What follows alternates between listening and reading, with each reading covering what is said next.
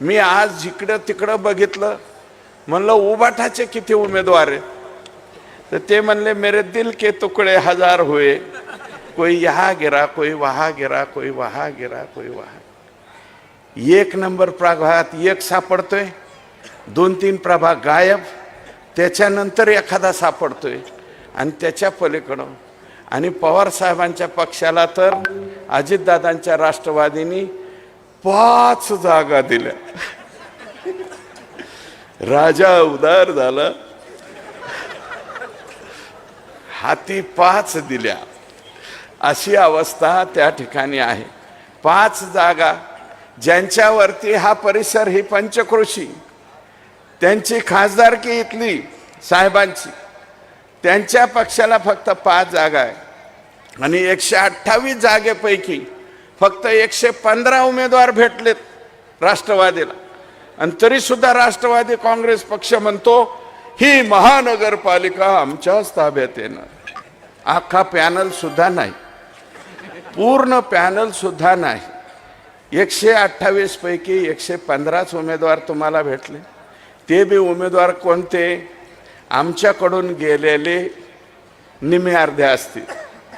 इकडून इधर नहीं मिला तो नाराज होके उधर चलो, म्हणजे शेवटच्या अर्ध्या तासात घेता का आमचा एबी फॉर्म, ते बी म्हणतो लावतो की लावा। अशा पद्धतीनं बेरीज करून त्यांची झालेली आहे। त्यामुळं मी मायबाप जनता जनार्दनाला तुम्हाला विनंती करतो की 100% ही महानगरपालिका ही भारतीय जनता पार्टीच्याच ताब्यात येणार आहे।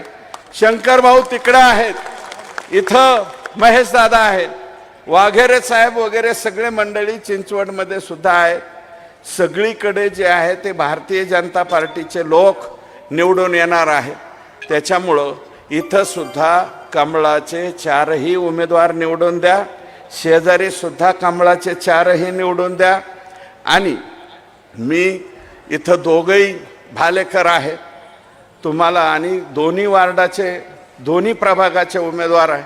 तुम्हाला एकच विनंती करीन की काबाड कष्ट करून पोटाला प्रसंगी चिमटा घेऊन आमचे लोक पै जमा करतात आणि पै जमा करून कुठेतरी एखादा प्लॉट घेण्याचा प्रयत्न करतात, एखादा फ्लॅट घेण्याचा प्रयत्न करतात।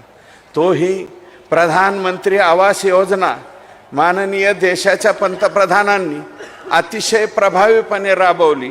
राज्याच्या मुख्यमंत्र्यांनी सुद्धा प्रधानमंत्री आवास योजना त्याच्या 2.5 लाख रुपये मिळतात, पाहुण्या रावळ्याकडून 4-5 लाख रुपये घेतो, स्वतःचे 5-4 टाकतो आणि कुठेतरी फ्लॅट घेण्याचा प्रयत्न करतो।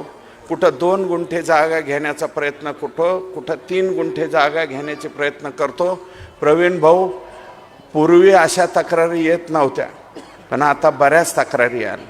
आमच्या माणसाकडून 13 लाख रुपये घेतले जातात, 15 लाख रुपये घेतले जातात, त्याला प्लॉटही नाही आणि पैसे मागायला गेल्यावर बी बघू नंतर अशा पद्धतीचे काही उदाहरणं परिसरामध्ये व्हायला लागली। असं जर झालं तर आमच्या माणसांना आधार द्या, एवढीच हात जोडून पाया पडून विनंती